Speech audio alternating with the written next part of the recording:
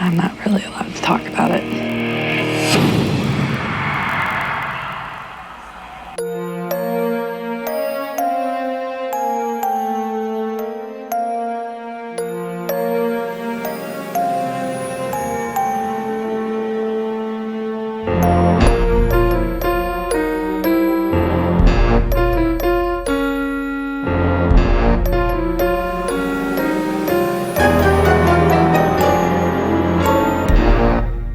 Hello, Ghosty fam. Amy here. Welcome back to the Activity Continues podcast. You may notice a voice is missing. This week, I am flying solo a little bit in that Megan is still trying to recover from her back issues. So I have a special guest co-host today, Patron Amy. Welcome, Amy. Thanks, Amy. I guess I'm Amy 3 on this podcast now. Yeah. I was going to come in and say, hey, I'm Meg. No, I'm not Megan. So no, I'm excited to be here today to talk through this episode with you and give Megan a little bit of time to recover. Yeah. And yeah, so thanks for welcoming me in and letting me join. Of course. We're happy to have you. Yeah.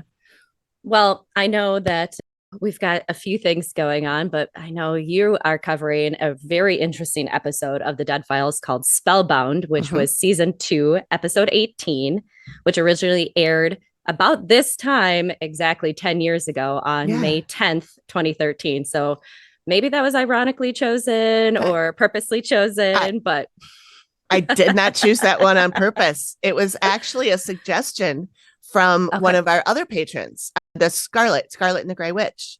Awesome. I think her real name is Leisha. Anyway, she said she was super curious to hear what other people think about these people. And she said, especially the husband. And I was like, sold. So, yeah. Amy and I have already texted a little bit today and we have thoughts. Yes. So, I did watch the episode to stay caught up while I was getting through my migraine this morning. Oh, you had a migraine? Oh, yeah. Oh, no. Luckily, I don't get those too much, but I do get headaches quite often. Mm-mm. Well, I'm glad you're feeling better. Thank you. And I just want to mention we are having adult beverages tonight. I am having a whiskey ginger ale, and Amy's having a gin and tonic. Thank you, Amy. Yeah. Got to wet the whistle a little bit. Especially with this episode. Yeah. I probably should have had a few before you even got here. But so content warnings. This one has some pretty yucky slavery stuff.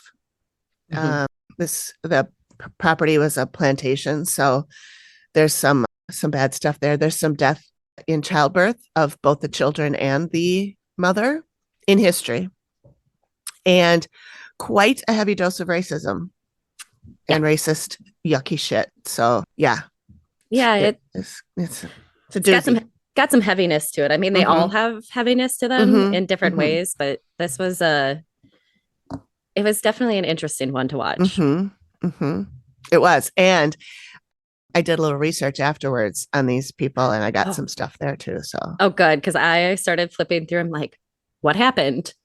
What happened to the family in this episode? And I was working, so I didn't have time to do. Yeah. Oh, I wouldn't have expected you to. And apparently they did appear on a revisited version or revisited episode, which I don't know how to get those. Greg opened the door. I was going to say a door opened, I think. We turned off all the Alexas, but our security system likes to alert everybody downstairs whenever a door opens anywhere. And Greg probably just fed the dogs and is letting them outside now. So you probably heard a stampede going across. Yeah, that's them going from the kitchen to the door to go outside. It's slightly quieter than the stampede that's at my house, but only because I have one extra dog and larger dogs. Yeah, they're all big. I only got one big one. And he's just stumbling around crashing into shit because he's blind and deaf. So, yeah. And he's still enjoying life. He is enjoying life. He's a happy dude. Exactly. I mean, he appears to be anyway. Yeah. I should ask Penny. I did at the last time I was in about my dog. Yeah.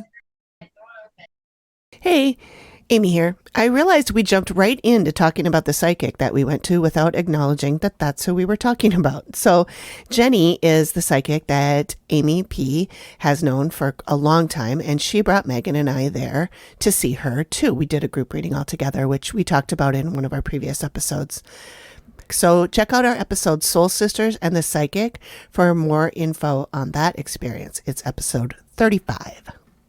But yeah, when I was in the last time to see Jenny, and I know something that you've mentioned before is like, can a spirit be in two places at once? Can they haunt two locations at once? And I asked her a little bit because I am convinced that my youngest dog, who's 11 months old today, that he's got part of Briggs in him. That's so weird. It just, there is something about him. I can't explain it. I can look in his eyes and we're just connected, which I've always been just connected with Briggs anyways. He's, my first solo dog. But I've told people before, like, I love Wesley in a totally different way than I love the rest of my dogs. And I love all of them extremely a lot. And so I asked, like, is it possible for a living like spirit to be in two places like that? And she's like, oh yeah, it's soul splitting. Weird. And so she said, your intuition's not wrong. Jenny was like, yeah, you've got another one coming. I was like, nope, I don't need another dog. I've already got a couple. Just like what she said to Megan. Yeah. Only she's talking about human babies with Megan. Yeah. No, this one, she's like, no, there's going to be a puppy from one of your girls and you won't be able to say no. Aww. And like she said, this is going to be a special puppy. It's going to be, there's just going to be one and it's going to have some special, like you'll need to have him have it. She didn't say him or her, but she said it'll be a special puppy. There's something different about this one. And my cousin reminded me of that when Wesley was about 2 months old and I was trying to be like, are you sure you don't have a house yet? Because he's yours if you have a house. She goes, no, Amy, remember Jenny said that you would be getting a special puppy. It's like, and that was 2 or 3 years ahead of time before he was born. Wow. Yep. So I was like, we're clear. We're like, nope, he's here. I mean, I love him. He's a stinker, but I love him. So yeah, I remember when we went to see her and she said, we recorded the session and she suggested it. And she said, sometimes things will resonate with you right now. And sometimes it'll, like, if you listen back, stuff will resonate with you at that time. Yep. And this past weekend, I listened to the recording again. And I was like, oh my God, it really is. Like, just a couple of things just seem to make a little bit more sense. Like, I don't know if I just misremembered what she had said and I switched it around in my head. But when I was listening to the tape again, I was like, oh, okay, that's what she said. And I get it. Like, one of the things she said was that my dad told her to tell me. I thought what I walked away with was I need to get out of my rut. And I didn't know what that meant. And when I listened to it again, what she actually said was that I need to get out of my routine, which to me is different. Yep. So now I'm like, oh, okay. Yeah. I need to look at that. So yeah, it's really interesting. It is. And I've been going to see her since December of 2017. And the reason I remember that date is we lost one of our dogs about 3 weeks before that. And that was the only time my dad has gone. And he wants to always believe everything, but then he tries to shoot a hole in it. And it's like, you know what? It doesn't, to me, it's not about whether you take everything as 100% truth or with a grain of salt. Like you said, some things resonate and some things don't. Like getting another dog. Or having another baby, Megan. Yeah, a little girl, I believe. Yeah, she's coming anytime now.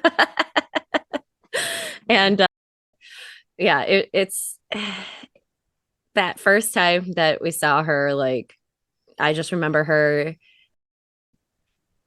telling my dad, even before, like when you first meet her and you do a one-on-one with her, she sits down and she asks if I can read you. And she did in the session too. She says, do I have your permission? Yep.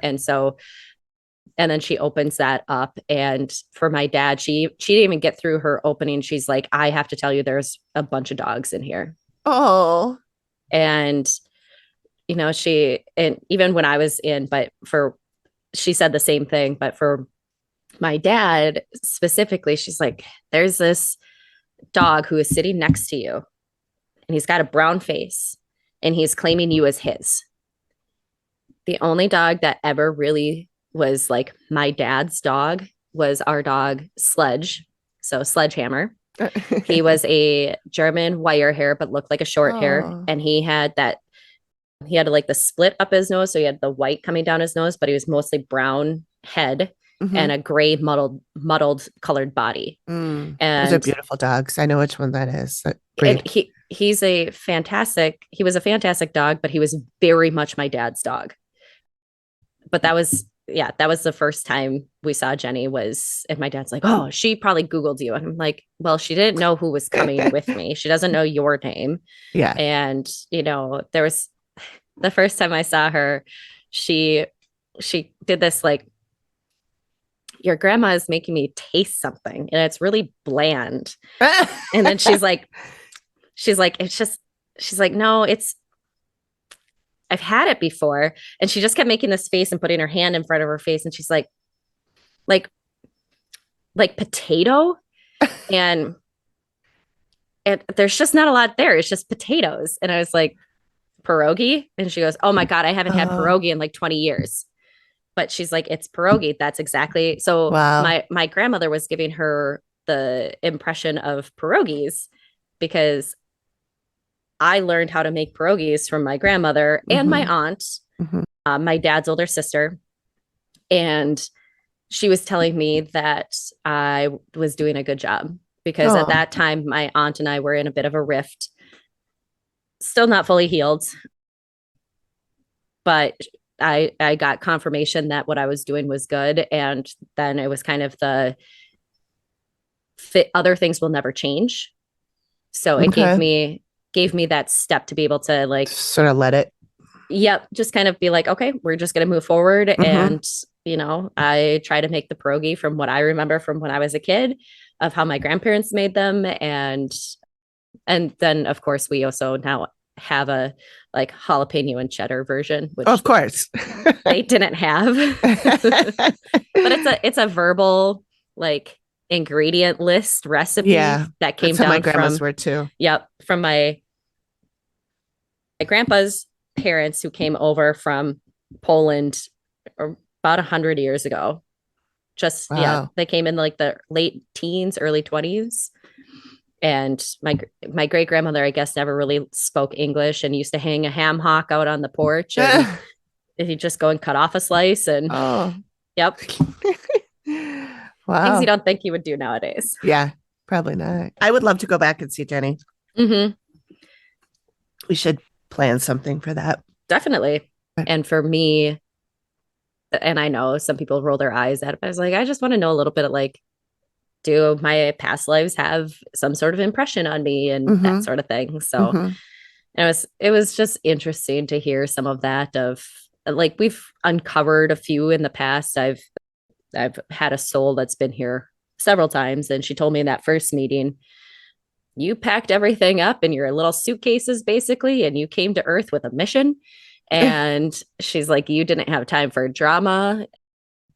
One of the first things or in that first session, she's like, you didn't get along with kids your age, did you? You never really did. You didn't fit in. You probably started talking late. But when you did, you started saying things that a small child shouldn't know. And your parents were like, well, where's she getting this information? My mom just says she doesn't remember anything like that, but I did start talking late. And then it was basically like full sentences, which then she told all my teachers I haven't shut up since. That's great. And that's why I told Megan when I was like, are you sure you want me to sub? And like, you're letting the cat out of the bag. I don't stop all the time. Yeah. So, No, it's good. It's good. I love it. Yeah. So no, we definitely should do another Jenny. Yeah. If anything, she's just gives you something to think about and is somebody who has no like anything about your life. Doesn't tell you that you're doing something wrong or that your life would be completely different if you tried something else. It's a little like therapy, I would assume, if I went to therapy. Yeah, it does sound like that. Yeah. Yeah. Cool.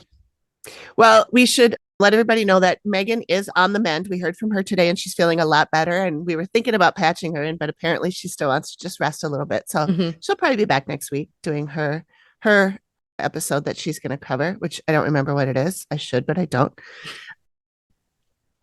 And our happy hour, our next patron happy hour is May 21st. So if you will be hearing this before that. And so join the Patreon if you're not already a patron, and then you can join us for the happy hour. We had a blast last time. It was really fun. Do we just jump in then? 2 feet forward. Okay, so onward and upward. This is Spellbound, as Amy said, season 2, episode 18, originally airing on May 10th, 2013, which it is May 11th right now for us. So it is damn close. As I mentioned, this was a listener recommendation. So if anybody else has a recommendation out there, please let us know. Hit us up via email, theactivitycontinues@gmail.com, or at any of our socials. Let us know what you'd like us to cover, and we'll do that one. Put it on the list.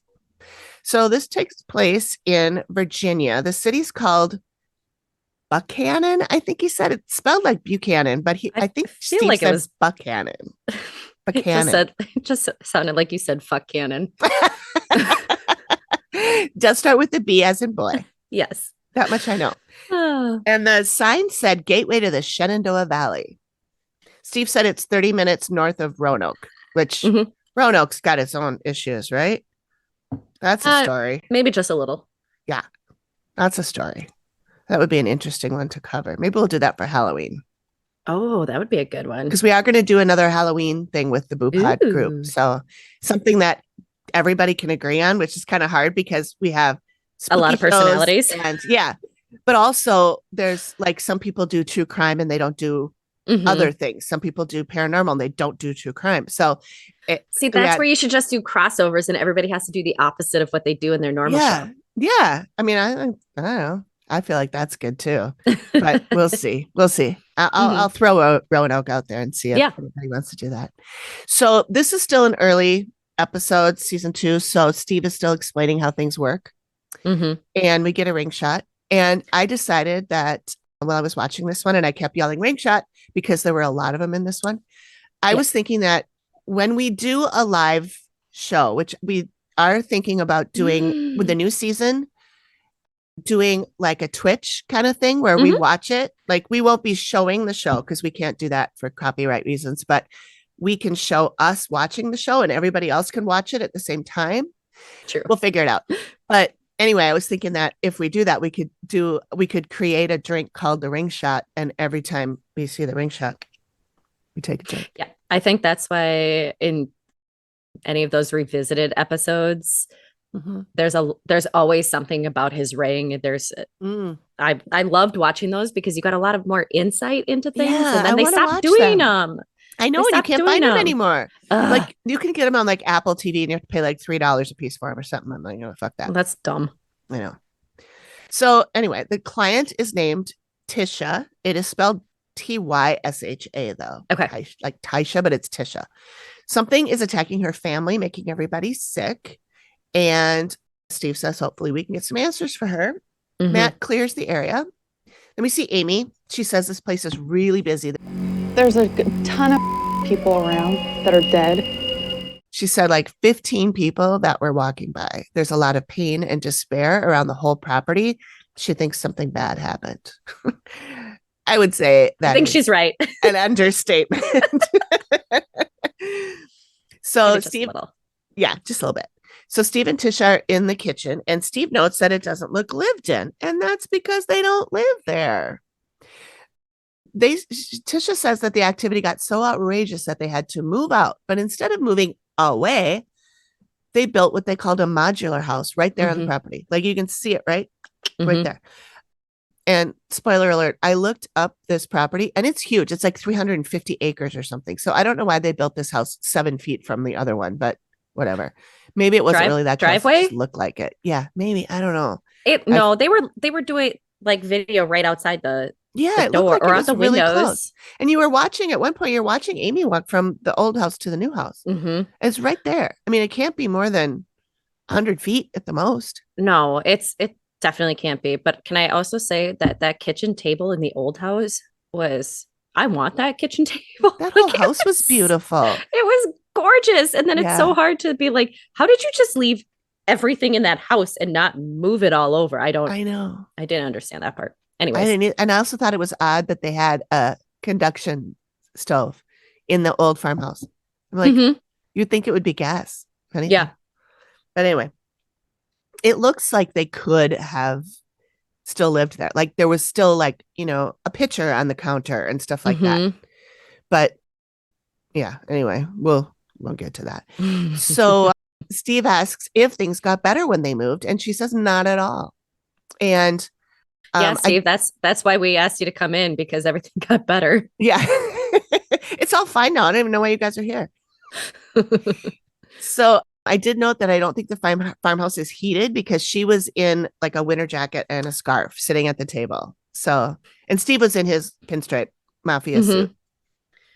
Yeah, that's how you also know it's an older episode, because he's in a suit still. Yeah. And not in his like Tommy Bahamas. Right. He got a little more cash as it went on.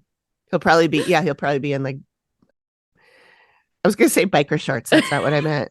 It's like Bermuda? board shorts. That's what I meant. There you go. Because I'm sure Steve surfs. Oh God. Now I just got the picture of him in biker shorts. I'm sorry. Thank you. Thanks. The rest of you are all welcome for that as well. So Tisha explains they've been seeing apparitions. They've heard noises, and she has nightmares all the time. She doesn't sleep. She said it's been affecting her health, and she tells them that she was diagnosed with a chronic pain condition called fibromyalgia, which I'm sure most of us have heard of or know people who have them. She said, or have that. She said the pain was so bad she couldn't function at all. And she said it's affecting her children too. And she said one has autism and the other one has Asperger's. Yes. And I have some thoughts on this. First of all, it is not my understanding that autism / Asperger's, anything on that spectrum, is caused by ghosts. Yeah, I haven't heard that one, nor is it caused by vaccines. Right. Yeah. And then, but you did a little digging. I did a little digging. Don't call it that anymore. I wrote in my notes. Right. I don't think we use those terms anymore. No, we do use autism spectrum. Yeah. We, as in, I used to teach and I had students that were on that, but then also medical professionals don't use the term Asperger's anymore. 2 reasons. One being the bigger reason, one being kind of the behind the scenes, what people have speculated. There was an entire book written about it in 2018.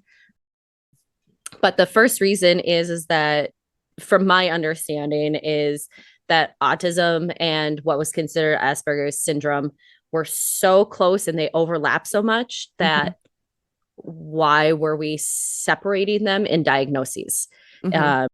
And because they are part of the same, and they're treated the same, they're acting the same. So there's more of a spectrum rather than just it's hardcore this way or hardcore this way. It's a band. There's stuff in there. Yeah. And the other is that Asperger's was named after a Dr. Asperger, who was a Nazi.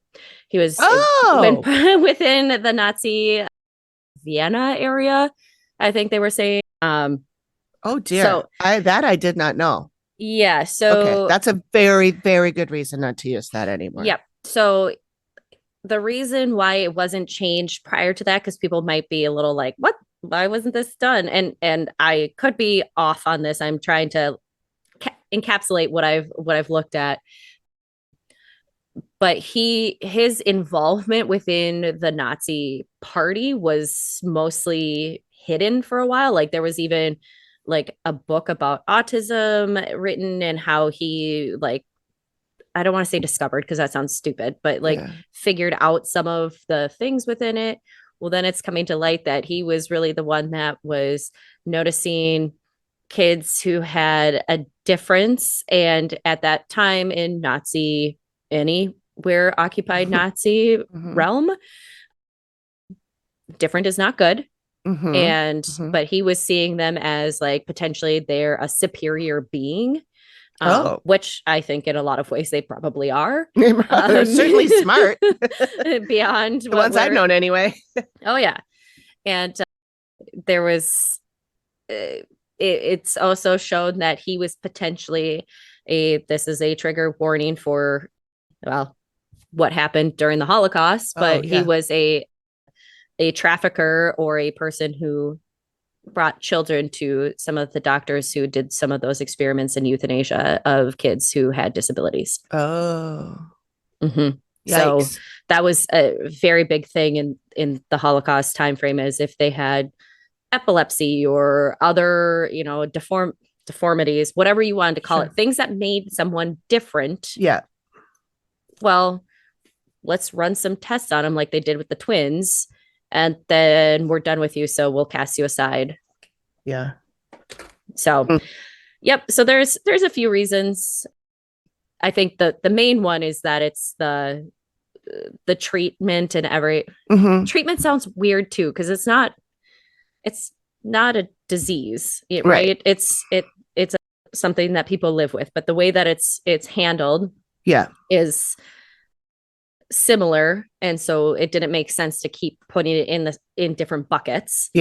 And then the secondary is kind of the, like, if you research a little bit, you can kind of dig through and find about Dr. I don't know his first name, I'd have to look it up again. We don't care about his first name.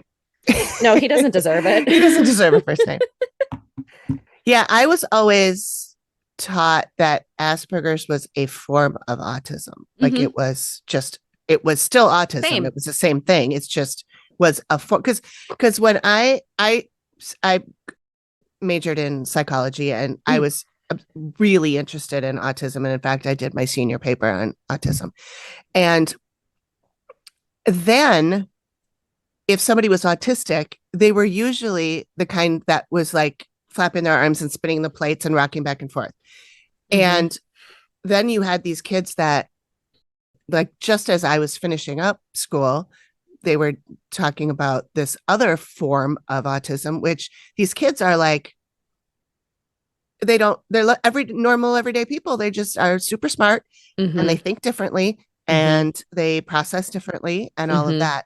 And then we started learning that it's actually this huge spectrum from the really severe, spinning the plate kids to these people that function perfectly normally in everyday life. They just think differently. And it's like the ADHD and all of that stuff is so all tied together. And that is fascinating to me. It's still fascinating to me. Oh yeah. I will say sometimes my Facebook feed, yes, you still use Facebook, and I don't do TikTok yet, but I get all the reels and different things. Yeah. Gets overloaded with like, here's different signs that you might have ADHD. And I'm like, oh, yeah. Yep. Yeah. Yep. That tracks. Yep. Yeah. No, as soon as I got on TikTok, like all of my feed was ADHD. I'm like, oh boy, that's what it is. That's what it is. And then autism too. I see these people who have autism and they're explaining stuff. And I'm like, oh my God, really? Yep. That's so familiar. The ones where people are sitting in their car being like, did I just say that? Did I really say that? And then you sit there and you overthink it. Guilty. That is all the time that I'm like, oh, I shouldn't have said that. Yeah. Why did I say that?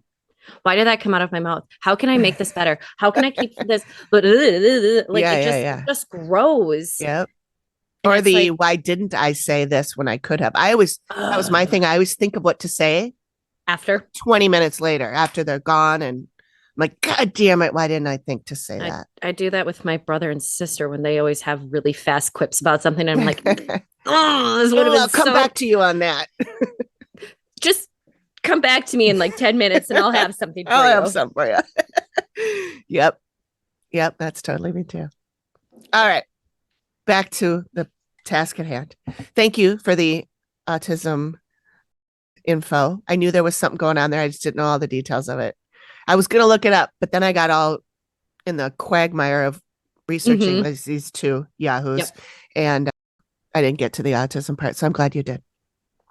Okay. So the farmhouse was built in 1847. Her Tisha's father-in-law lived there as a bachelor for a very long time. She said, whenever they say someone's a bachelor, I assume he's gay, but I don't think that's the case. Hey, now I'm a spinster at this point in time. I'm a spinster. You're old maid. I am an old maid. Throw me out with the rest of the popcorn. You're still young. But anyway, he passed away, and so now it belongs to her husband. And Steve asked if the father-in-law ever mentioned anything odd, and she says, oh, yes. But then they don't really explain what. She just says, oh, he had a lot of fear. That's it. Cool. Cool. Yeah. Thanks a lot for clearing that up. She probably did say it, and it was cut. I always assume that it was just that it was the way it was edited. It was boring. Yeah, they didn't think it was interesting enough or dramatic enough or whatever. So she says moving off the property would be financially impossible for them. Mm-hmm. And I'm thinking it might have been cheaper to sell the house and the land and buy another house somewhere else rather than build another house 20 feet from. I don't think they were going to sell the property. No. Well, we know now they weren't by the end. But at first I was like, why are you saying that it's not financially possible when you could have sold all that land and property and bought something else somewhere else or built something somewhere else? Anyway, we'll find out more about that. So Amy is now in the kitchen and she says this is very stressful. And she says, I truly hope there's nobody living here with a baby. That would not be good. So put a pin in that. She says the place is crawling with dead people who have the ability to affect the living in horrific ways. It makes you terribly ill. It makes her feel sick. And she said people would see apparitions or hear men fighting verbally. So Steve and Tish are now going into the creepy basement. There's really nothing down there. Like it's not finished. It's just a creepy, like dirt floor basement with mechanics down there and unfinished. And it's very Blair Witchy, like the walls. And she says something always gets me about like that level of unfinished. Yeah. It's something creepy. Went down in there. Yep. Whether you're going to get to that with this house, but any house that has a dirt basement. Yeah. I mean, John Wayne Gacy, anyone? Yeah, I mean, right. I mean, there's a reason it's not finished. Nobody wants to fucking go down there because of all the bad juju. Well, and she said this is probably the worst place. And I'm like, yeah, I can see that. She just does not come down there. I'm like hoping the laundry is somewhere else. She does not go down there. She gets feeling of dread and sadness and pain. And she said she was told that slaves were kept down there, which we do find out is indeed true. She has seen apparitions, a man with dark pants walking across the floor and then disappearing. And she sometimes feels nauseous and lightheaded. And they didn't really walk around. They just came down to the bottom of the stairs and kind of looked around. And then she got like creeped out. And Steve like, let's beat feet. Like they get out. So now Amy sees a lot of black men. She's down in the basement now with Matt. Sees a lot of black men who are dead. They are lined up on the ground and someone is throwing water on them, on their bodies. And she says in particular, there's a black woman who is splashing water on them. And I wondered if it was like, if it was to keep flies off of them. See, and I went straight to, is this a ritual? Is this and I bet you're right. Or is this a cleansing of their bodies before burial? So that's where my brain. So it's really interesting and very interesting why your brain went to that. As you get into this later on. Yeah, I think you're probably right, knowing what we know. So in particular, I already got that. Okay. So she Mhm. says this woman does not want them here at all. And I yelled, because you're white, which is true. Yeah. Yep. So the next thing Amy says is, I don't think there are people here who like white people. She feels very uncomfortable. And she Mhm. said the black lady can do stuff. She's dangerous. So now we go back to Steve. He's on the second floor, which is the most active part of the house. Tisha says that one night she was up here all by herself. She'd fallen asleep and the bed started vibrating. And then she felt like she was being choked and that someone was sitting on top of her chest. And I noted that there were a lot of mirrors in that room. Mhm. Like there was one above the fireplace. There was one like in the hole of the fireplace on the floor. There was one next to it. And I was like, what's with all the mirrors? Knowing what I know about our little bathroom portal, Uh-huh. I don't think there should be a lot of mirrors in one room. I didn't see any across from each other, but who knows? I mean, at least there was none above the bed. Yeah. Welcome. Boom, chicka, chicka, boom. So the scariest thing that ever happened, she said, is when she was carrying her son River. He was 7 days old at the time. She was pushed down the steps. And she said she just held him and went down on her butt. And he was not hurt, but she said she did get some bruises. Mhm. And then I went back to remember when Amy said she hoped no one with a baby lived there. She probably got a little visual of that. Yeah, definitely. Steve asks about how she had mentioned some of the stuff that's happening here. And is it happening in the new house? He's like, I guess I have to go over there and look too. So they go over to the new house and she tells Steve that exactly the same things that went on in the old house go on over here. And she tells him that in their bedroom, she feels like a small child is jumping on the bed. Yeah, I call that a dog every night. Yeah, I was going to say, I feel that all the time. Yep. Sometimes I get up and I think it's Vivi. Like I feel her on my back and I reach over to pet her and she's not there. The only time I didn't get that was when we first moved into our house. So I live back at home with my parents. I was a teacher for a long time and can't afford to live on my own Mm-hmm. with dogs in an area that would accommodate large dogs. Right. And I always feel like I need to like add on why. I don't know. I think more people are doing that now, especially people your age. Yes. The world is different now. Yeah. I mean, it is. I was just watching a TikTok I think it was TikTok, about someone who was saying that millennials, he was going over like, you have to make like at least $75,000 a year in order to live on your own. Mm-hmm. And that's just an apartment. Yes. Think about you having to have, a place that you can have big dogs. Yep. Exactly. It's ridiculous. Yeah. And, it is. It's crazy, all the stuff that has to go on with that. And then when we moved into that house was July 24th, 2000. My grandfather passed away July 25th, 2000. At 3:19 in the morning, we got a phone call and I answered the phone. It was 3 a.m. Our previous address was 319 that he helped build the previous house. Wow. He had been in a coma for 3 weeks. He fell off of a old 50s style home with no railings on the back and hit his head and had been kind of there until that point. So he passed away literally the day after we moved into our new home. Wow. But I remember a couple months later, I still had boxes in my room. I was a teenager, like young teenager. And I woke up and now I was blind as a bat when I was younger. I got my eyes fixed a few years ago, but I woke up because I felt someone sitting on the edge of my bed, like a depression on the edge of my bed lift up. I heard shuffling of feet and it hit a box near my door and then it was silent. Now at this time, I did not have Sledge was around at this time. I did not have Sledge in my room. I squinted around till I found my glasses and turned the light on and I opened the door and Curly, our cat, was laying on a blanket about 10 feet from my door and gave me the like, what the fuck are you doing? Look, when a cat wakes up and they're Don't just wake like, me up. Yeah, they're pissed at human life. Mm-hmm. And I was just like, what was that? And, for years, I always figured I always felt it was my grandpa. I always I knew it was my grandpa without knowing it was my grandpa. Jenny confirmed that because I just said, I've had some weird experiences where like I've been woken up in the middle of the night, and she goes, and you hear your name being called, don't you? Oh. I hear someone yelling my name or whispering my name, and it's always like, Amy. Yep. And I'll look around and be like, I'm literally in my room by myself, and the door is closed and the TV's not on and the windows aren't open. Yeah.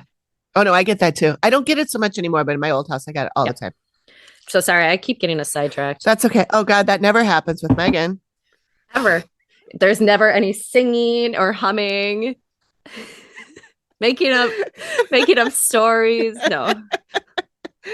I could say some of the things that she said to me when I was driving on my way over here. She's like, I just make up I make up a lot of things, and sometimes I believe them.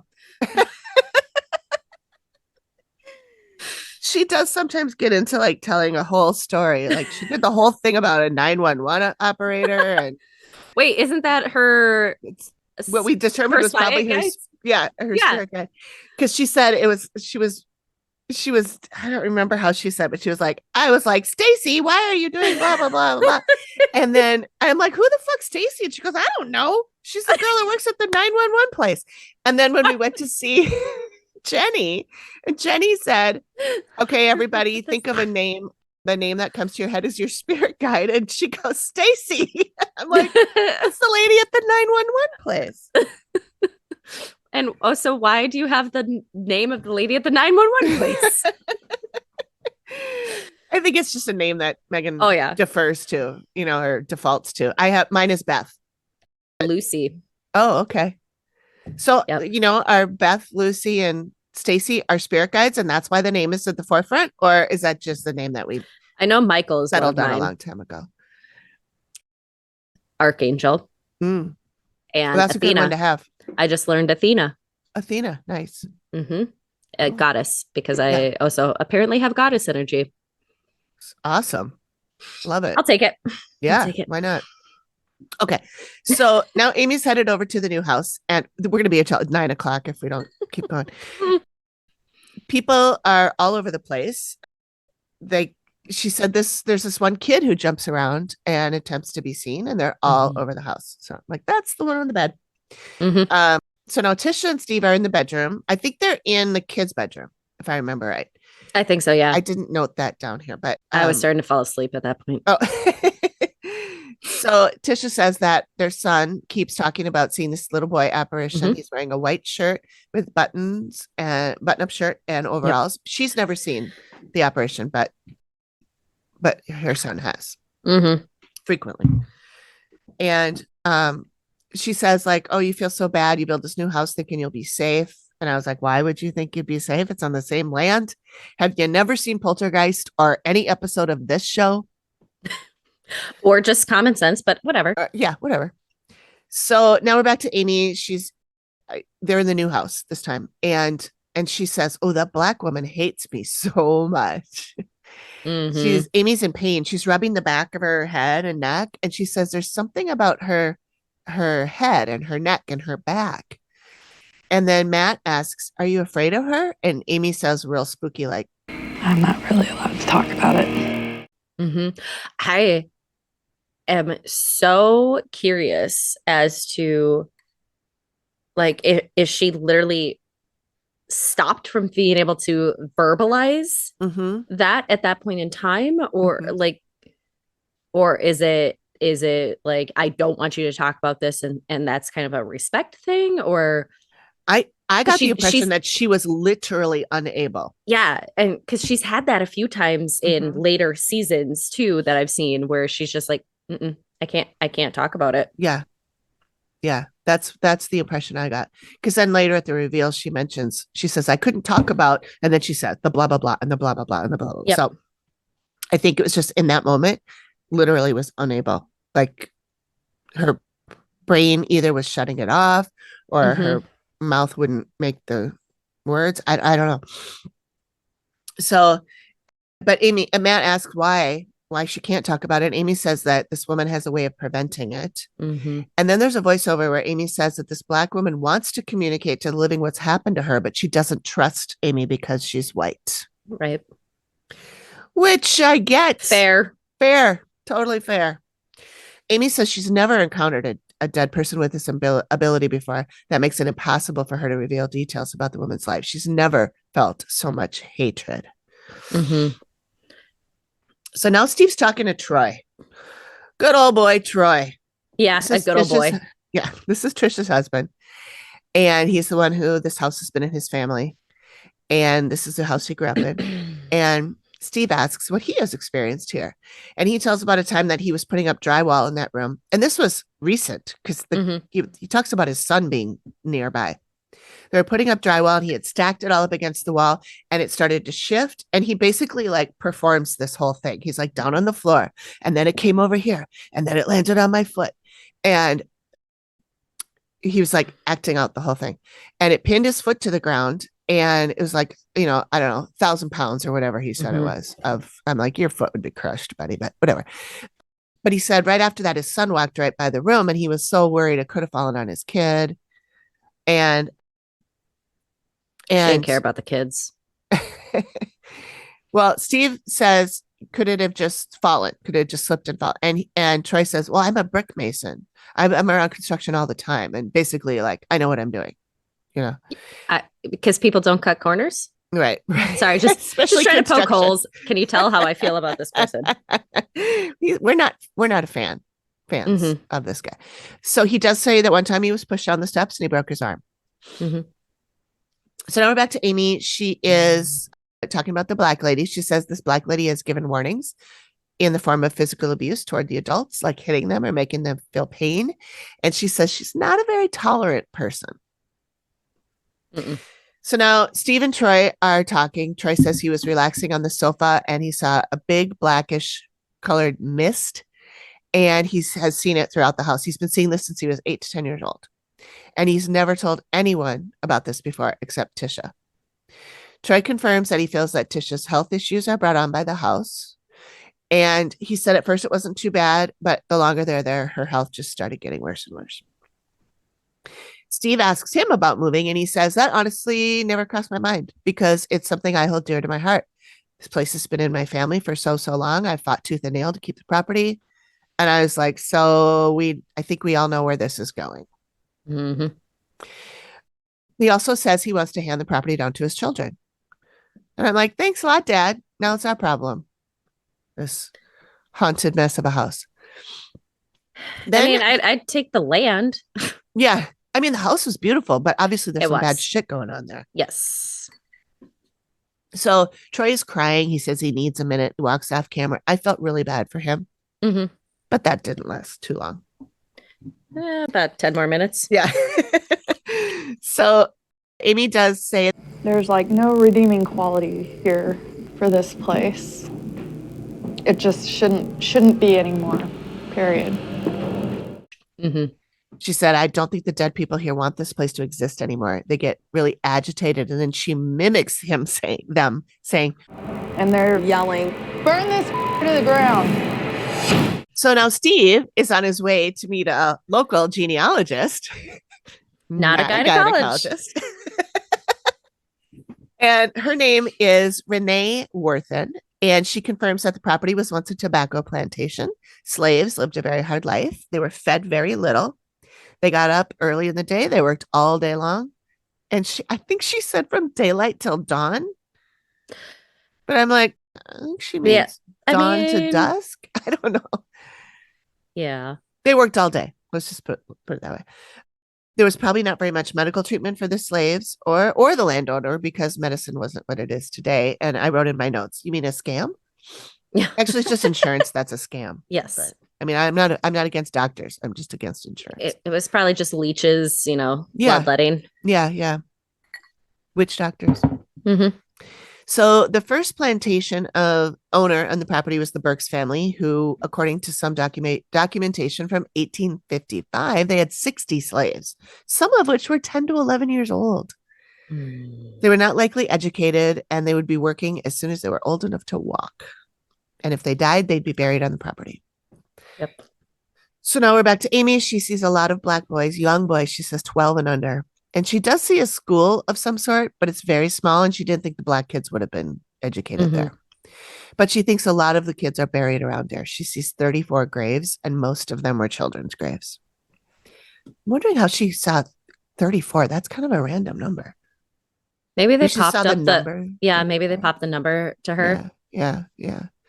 So Steve is digging through the archives and always, and he finds something completely unexpected. He's looking at the list. I know. What are the odds? He's looking through the list of slaves, and he said some had the same last name as the owner. Weird. So he suspects they were the owner's kids. I'm like, oh, that never happens. Weird. He goes to meet with law professor of African American Studies. Her name is Dr. Kelly Dietz, and he asks her about the likelihood that these were the owner's kids. And she says it was a lot more common than people like to think. Oh, I have always thought that it is extremely common. It's super uncommon. I mean, super common. Men who are straight with a penis. Yeah. And especially, like she says, subordinates. Yeah, I'll get to that quote. But anyway, so she does say that what struck her interesting is that one of the 5 children with his last name, the person's name is Monroe, he was listed as mulatto, which is what they call people of mixed race. I don't believe we use that term anymore either. No, it's not a good term. No. And she said that suggests to me that it's likely that he was a plantation owner's son. And Steve goes, well, then it might have been consensual. And she's like, not so fast.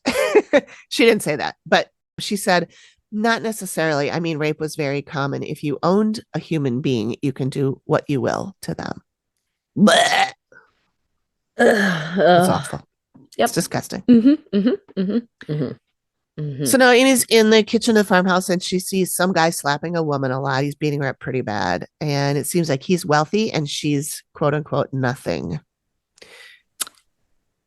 So Dr. Kelly says that on these papers that Steve shared with her, she sees a woman that seems like a good fit for this kid's mother. Her name is Louisa, and she was 45 years old. And the same time that he was 18, and they were listed together, so the age range works out. And they were also reported as runaways. They ran away during the same period, so possibly together. Steve asks what would happen if they got caught, and she says whippings, torture, threatening to sell your family off or to sell you off down south. And they could have even been dismembered. I thought that was weird because he also said dismembered or killed. I'm like, well, I know I wrote that in my notes. I'm like, Steve, if you're dismembered, you're probably dead, or you will be. Yeah. You're not dismembered or killed. I mean, are they, you wouldn't take a hand off of someone that you needed to work. I suppose it's, I didn't think of it that way. I mean, dismembered to me means all of your members are cut off. Oh, definitely. Not just one. But it does work for just one. But you would think that if you wouldn't want to cut off a hand or a foot. Need work. Yeah. Because then what are they going to do? They can't exactly work the crops or cook your dinner or do it. Anyway, Steve asked what kind of woman would take that risk, and she says a brave one. She said the domestic slave trade was at its height, and the soil was drying out, so the farmers were struggling economically, and they switched from crops to human trafficking. So the slave would have witnessed a huge export of her family and friends. Back to Amy, she says there are so many emotions with this Black woman that it's hard to talk with her. She was showing Amy that the only good thing in life were her children. That was the only thing that made her happy. So she did things to try and set that in motion while she was alive. There are secrets down here that some don't want discovered, and they should learn from history. Now, Steve heads out to meet with a local librarian, Nathan Flincham, who can tell him more about a character named Starkey Robinson, not to be confused with Smokey Robinson. Yeah, a little bit different. A little bit different. In my notes, it kept trying to correct it to autocorrect. Smokey. Yeah. I'm like, no, it's not Smokey. I have the same problem with fucking duck. Yeah. We're just going to start using duck instead. So Starkey was born in 1826 in Virginia. He was a plantation owner who enlisted with the Confederacy. Then after the Civil War, he went back home. Things, of course, were not the same. He did outlive 3 wives. Wife number 1 died in 1857. We don't get her name, I think. Wife number 2, her name was Ellen. She died in 1871 in childbirth. Just a year after he bought the property, the child died too. Didn't the first wife die in childbirth with the first child? She might have. Yeah, I didn't write that down, but it could be. I feel like that's where that happened. And of course, women weren't important enough to write down in history. Yeah. That's true. So he shows Steve the cemetery records, and then he says not long after Ellen died, that's wife number 2, he married her sister Elizabeth, which that happened a lot back in the day. And then she lived until 1904. So they were together for 30 years, over 30 years. Mm-hmm. And I did a little math, and he would have been 78 at that time, which is old. Mm-hmm. I was old for that era. Yep. So back to Amy, she's getting these 2 little white ladies that are sisters, and she thinks they lived here. One of them is young. She's maybe from 1905, 1910, and she has dead children. And then she says... And then somebody said, well, you know, in the end, there's just blood anyways. Sickness and death, that's it. I don't like it at all. Mm-hmm. So now Nathan is telling Steve that looking at cemetery records we can see that Starkey actually ended up outliving 7 of his 14 children. 4 of them died in childbirth. Yeah. Starkey dies in 1915 of old age. He was buried on the property. There is a cemetery not far from the house that Starkey lived in, which I believe is the house that we're investigating. Yeah. And they said it was on the property, but I was really surprised that they didn't go there. They didn't talk about this. Yeah. And there was no mention of here's an old cemetery. So do they know that there's a cemetery somewhere on the property? Well, they must. But I'll just jump ahead a little. Spoiler alert. I did do some Googling and I found the property, and it is very, very remote, but there is a cemetery. If you go to the Google map, there's a cemetery and it's not far from where it says the house is. So, and they're, like I said, their property is 375 acres or something. So it's a whole thing they own. Yeah, they just gloss over that. Yeah. So now Amy's in the second bedroom. I think this is one of the kids' bedrooms, or maybe where the kids, I don't know, maybe they share a bedroom. She sees a lot of residual information. She says she knows there are other deaths here because they're showing her that the floors are covered in blood. Mm-hmm. She says, for whatever reason, all the people that lived here met with darkness and tragedy. I remember that. Not great. Mm-mm. So now we're at the sketch. She said there are several entities that stood out during my walk, but the one that has me most concerned is the bizarre scene I encountered in the basement with the men laying down and the ladies pouring water over them. So that's what she drew. I wish they'd do more than one sketch. I wonder if sometimes they do and we just see 1 or 2. That's possible. I know there have been episodes I've seen where they have done more than one. They've done 2 or maybe even 3. Those typically come in the later seasons. Yeah. And I'm wondering, I mentioned this to Megan too, but and Cindy Kaza is going to be taking over for Amy halfway through this season. And Cindy is an artist. So I wonder if she's going to just draw her own. I wonder, but I also could see keeping a sketch artist in, because then she has to vocalize what she's seeing.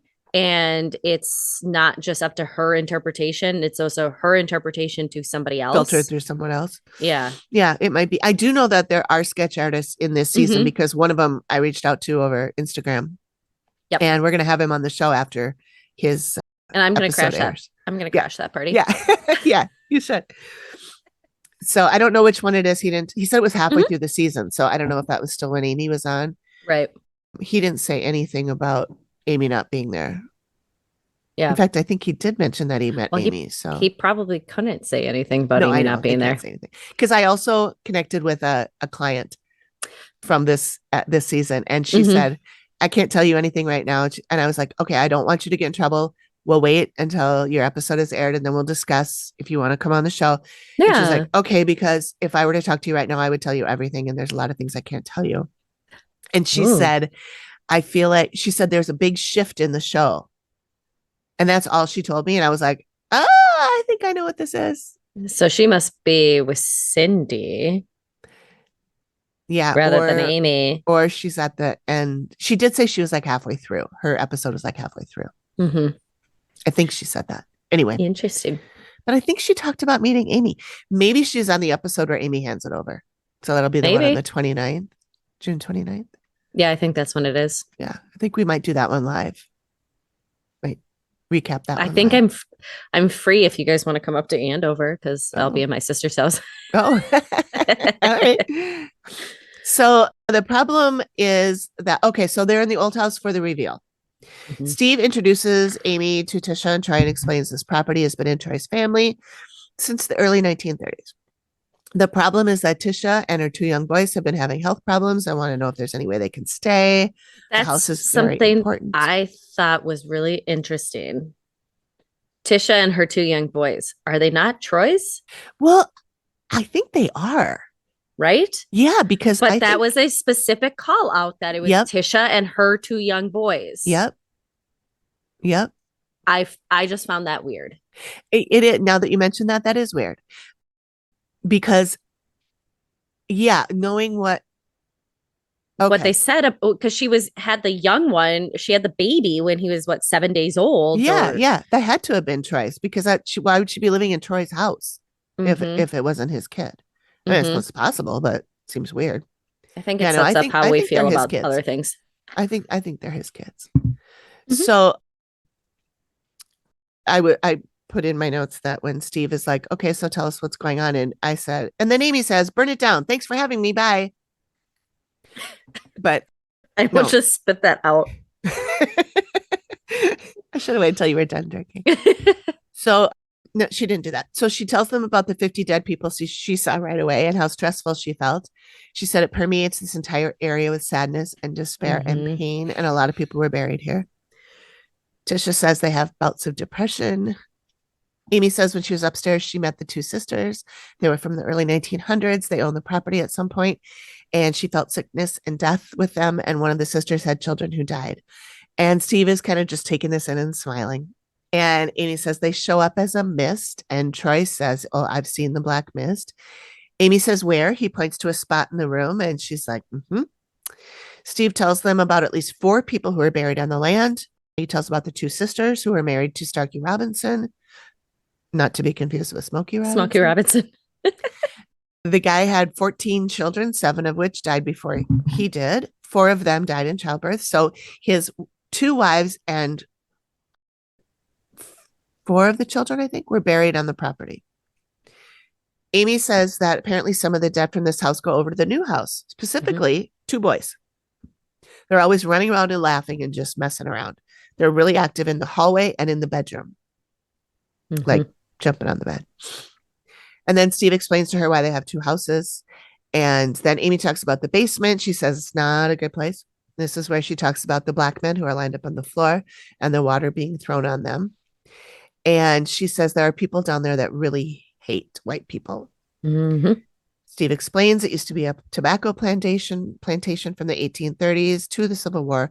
He talks about the Burke family that had up to 60 slaves, and the basement was their living quarters. He says, I'll tell you how they were treated. And Amy interrupts him and she goes, I know how they were treated. To tell you how they were treated. And I know how they were treated. And then she shows the sketch. And Troy says he always knew there were slaves, but it's really sad seeing it in the picture. But his empathy doesn't last very long. So, I don't even think that was a... No, I don't. I think that was a, no, whatever. So, they're showing the sketch and Amy says that she's still down here, the heavier of the 2 ladies, and she's still down there. She said she's very, very present. She doesn't want anybody there, especially if they're white. She said, I've never felt hatred like that from any entity in my life. She talks about how the woman's kids were her only good thing. And she knew when she got there that it was not a good place. So I'm thinking they had issues there even before there were slaves. Yeah. Well, and going back a little bit, back to when she has the sketch and she shows the water being thrown.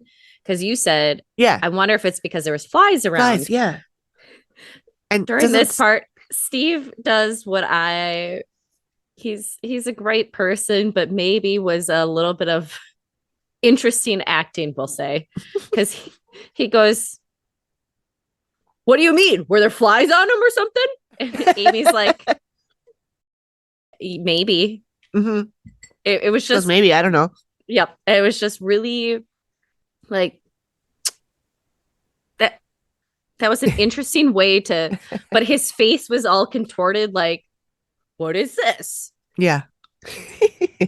Well, he was in a movie. He was an actor. He was in a movie. He's got an IMDb and everything. That's right. That's right. It was just one of those things that I was like, I wonder if they did 2 takes of that. They might have. Yeah, they might have. That's usually what I assume when things look Forced. Yeah, forced. So Steve tells him about, my nose is all stuffed up. Minnesota in the springtime, baby. I know. I've had this cold, and now once I get a cold in the spring, it lasts till the middle of summer. Steve tells him about the slave Louisa, who was 45 years old, another slave by the name Monroe, who was 18. They think that they were mother and son and that they ran away. And this is where he tells how that if they were to be caught, they would get dismembered or killed. And I wrote, well, if they dismember you, they kill you, Steve. Well, and did you catch Amy's reaction when he was like, well, they think they ran away, and she just sat there and shook her head like, nope. Oh, I didn't catch that. Really? Yeah. She and again, we know that sometimes they cut it differently, but the way that they have it makes it look like though they didn't run away. Oh. Or they got caught early on. Oh. And therefore there's a reason why she's multiple, but there's another reason why she's really tied to this property. I did not catch that. Oh, yeah. Interesting. Okay. That might have been my hyper focus with my migraine that caught that. No, that's good. I mean, I didn't notice it, but so Amy says this lady's presence is extremely dangerous. She's incredibly powerful. She's also trying to give them warnings, like pushing or hitting, but she's not doing it entirely herself. She controls all of the dead here. Troy talks about the drywall falling on him, and now he seems pissed. Now he wants to fight this lady. My eyes just rolled so far back in my head. I know. I could hear him from here. Yeah. Tisha talks about her illness and how it's not as bad when she's not in the house. They talk about how the kids' illnesses, and Amy agrees that the illnesses could be due to the house, but I'm like, autism isn't paranormal. Amy brings up hoodoo, and Steve's like, wait a minute. Did you say voodoo? And she goes, no. Voodoo is a religion. Hoodoo is not. Correct. So I Googled it. Wikipedia says hoodoo is a set of spiritual practices, traditions, and beliefs that were created by enslaved Africans in the southern United States from various traditional African spiritualities, Christianity, and elements of indigenous botanical knowledge. Practitioners of hoodoo are called root workers, conjure doctors, conjure man or conjure woman, root doctors, hoodoo doctors, and swampers. So anyway, she says this woman put things into place while she was alive to ensure that things would go the way she wanted to after she died. Because hoodoo is all about gaining power. And now she has all this power. And then Amy mentions then how the woman stopped her from talking. And she said, stopped her from talking about the beatings, the whippings. So now she can talk about it. But she couldn't talk about it at the time. And she said, it's weird because it's her main message that needs to be heard. But she didn't want Amy to say anything. And then Steve gets a little frustrated. He's like, what do they want from him? And that was another part. There's, oh, she has all this power. What does she want? What does she want? Yeah. Like, why would she let you say it? We're gonna get out here. She wants them to go away, stupid white people. So Amy says, well, she wants the house demolished. And I'm like, Troy is not going to take this well. And I was right. Didn't. He did not. He said, that ain't going to happen. And he gets all man-y. And he's like, I'm not going to back down. And Amy says, well, she's not the only one that feels this way. All of the dead want it gone. And Tisha says, how many ghosts do we have? And Amy says, I would say hundreds. Hundreds. Yep. Yeah. And he goes, oh, Troy, I'm keeping the house up. I'm not tearing my house down. I don't give up on anything. And I'm like, because I'm a man, white man, no less. So Steve's not helping in this situation. He's like puffing this guy up. And he says, yeah, and one day you want to hand this down to your kids. And then Troy says, yeah, I'm a really hard-headed guy. We'll butt heads for now, I guess. And I'm like, oh, so you're going to butt heads with a hoodoo, like priestess lady. Okay, good luck. And then Amy just says, If he wants to butt heads with this woman, what could happen? You're in for it. Well, and then the body language from Tisha, if you watch that too, she's leaning further and further to the side where her eyes are just kind of like, what? Like, I mean, we don't want to take the house down, but so I'm tired of feeling like shit. Right. And now you want to go head to head with this lady? Mhm. Yeah. So then Troy says, I'm not backing down from where I am right now. I work too hard to be where I am. I'd be letting a lot of my ancestors down. Oh God. And my first Ugh. thought was, you mean your ancestors who owned slaves? So fuck right off. But his family didn't obtain the property until the 1930s. So That doesn't mean that they That didn't have some doesn't before. mean that his ancestors didn't have slaves, but it doesn't necessarily mean that they 100% did. So then Tisha says she's really confused because they've tried to, be respectful to this place. And Amy answers, you're She white. doesn't give a shit. She won't listen to what you're saying. Period. End of story. Correct. Like, what is confusing? You're trying to protect a piece of property that has brought so many people so much pain. Mm-hmm. That is not hard to understand that this woman is not happy with you. I can't imagine that over the years that there has been severe respect and other things to whether it's the dead or just people who are not maybe white. Right. Right. So Steve does the whole, I'm going to turn it over to Amy, tell you if it's safe to be here. Like we needed to do that. And she's like, well, demolish the house. But since you won't, here's another thing you can try.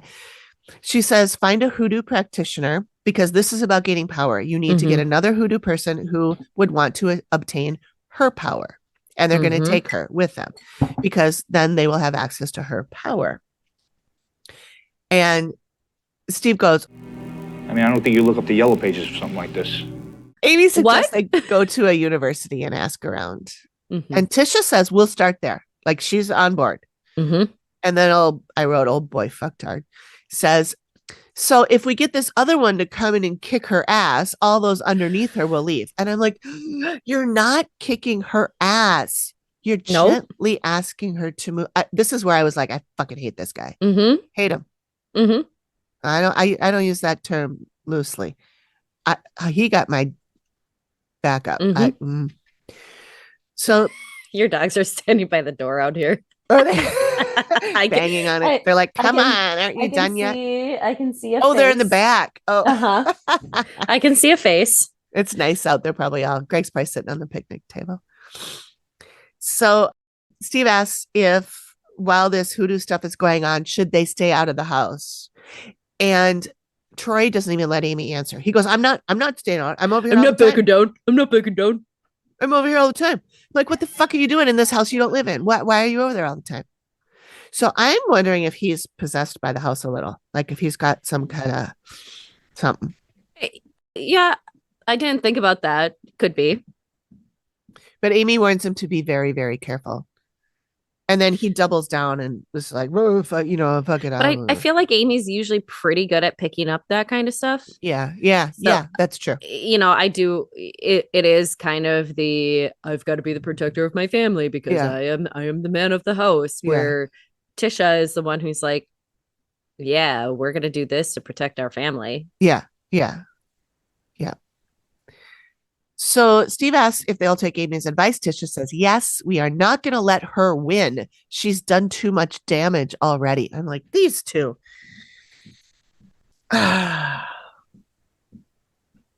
Anyway, Amy in a voiceover says she doesn't think that they fully understand, that Troy fully understands what he's about to take on, but I'm afraid he's about to.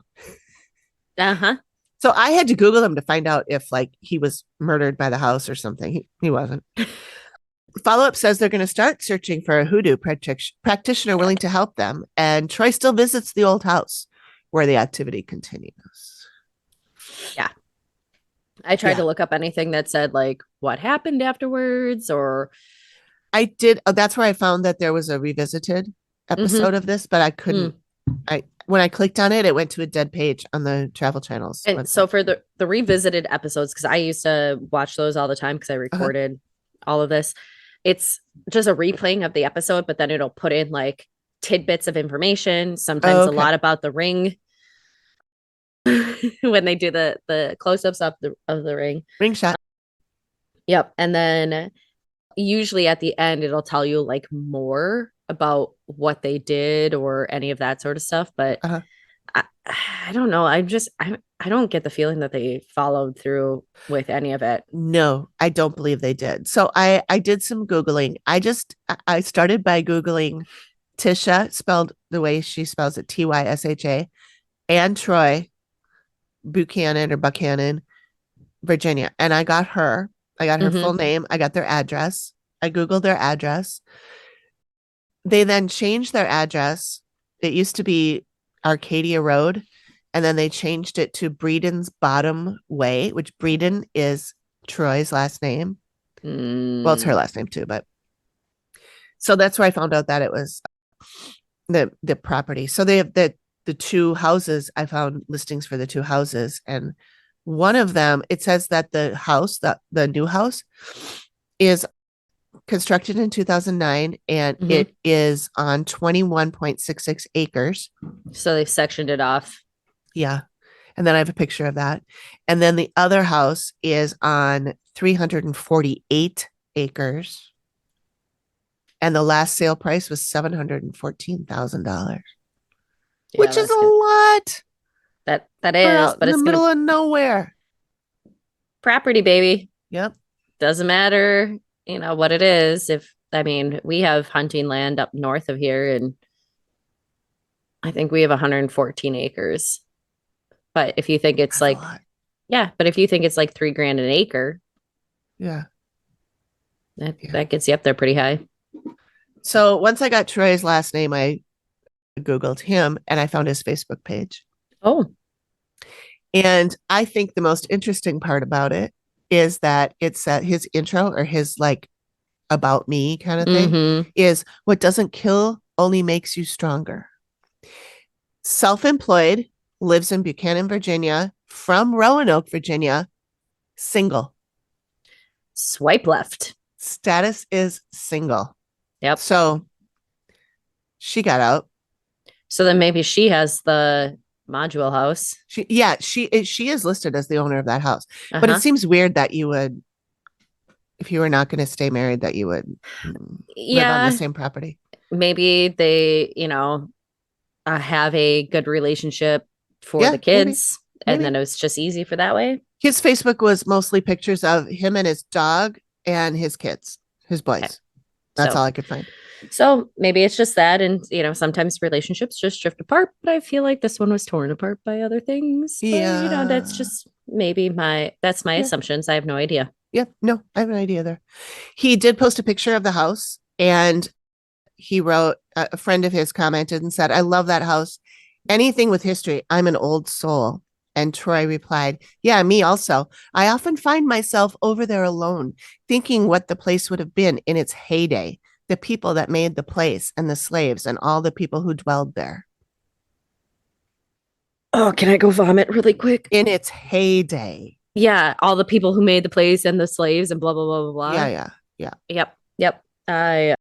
That makes me nauseous. Yeah. I am an old soul and I love history, but I also can look at our history and the history throughout the time of the worlds and be like, now that we know better. Yeah, some things we're not so proud of. We shouldn't be proud of these, of all of these different things. And, is it things that happened in lots of different cultures? Yeah, but there are some that lasted until less than 200 years ago. Yeah. So, and we're still not there. So, yeah, still not great. Oh, yeah. All right. So that's it. That's the recap. So, well, it was a fabulous job, Amy. Amy 1, if I might say. And then we have Amy 2, which is Amy Allen. Well, she's not on the podcast, so she can be Amy 3. Well, but you talk about her enough that she's Amy 2. It's fine. I like odd numbers anyways. Okay. Okay. That works. So next week, I don't know. I think that Megan will be back. Maybe all three of us will be on. We'll see. I mean, I am always happy to join in. I enjoy both of your guys' company, but Yeah, we have a great time with you. oh, I have a great time with you guys. It's a social life for me. And but yeah, I know Megan was doing her research and getting ready for the next one. Yep. She and I were, as I said, we're talking on my way over here. And I was like, oh, is there any in South Dakota? So there is the Deadwood. There's a Deadwood episode. Okay. And a couple from Montana that I was like, because there's none in North Dakota. There's only a couple in Minnesota. So there's definitely states that are more prominent, which tend to be East Coast, West Coast. Yep. And Arizona, because it's Arizona. A lot of South. Yep. Yeah. So South's old.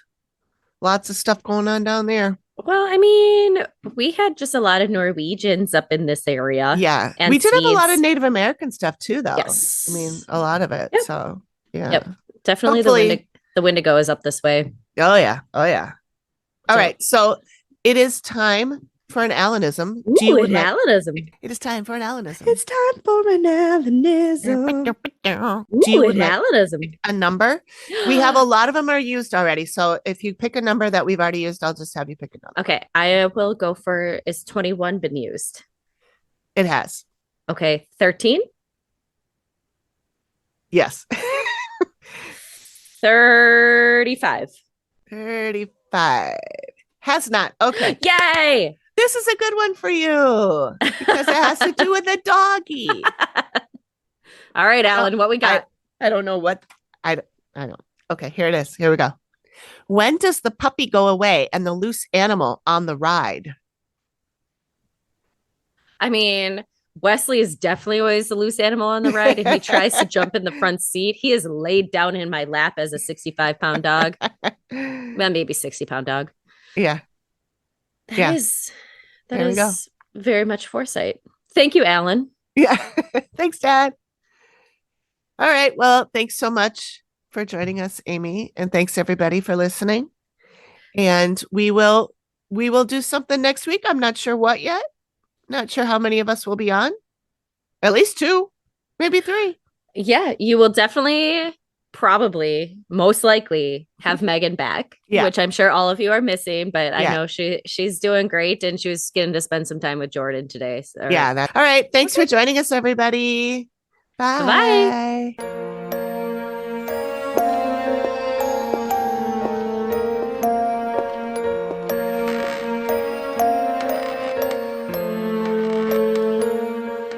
Thank you for listening to the Activity Continues podcast. We really appreciate you giving us your ears for a bit. Please reach out if you have a suggestion for which episode of the Dead Files we should cover next, or if you have a spooky story you'd like us to share on the show. We can be reached at theactivitycontinues@gmail.com or through our website or any of our socials. Links are all in the description of the show. Please feel free to drop us a note and say hi. And join us next time when the activity continues. The Activity Continues is produced by me, Amy, at Collected Sounds Media, and is part of the independent Collected Sounds podcast network. We are also proud members of the Boo Pod network of super cool podcasts. Nailed it.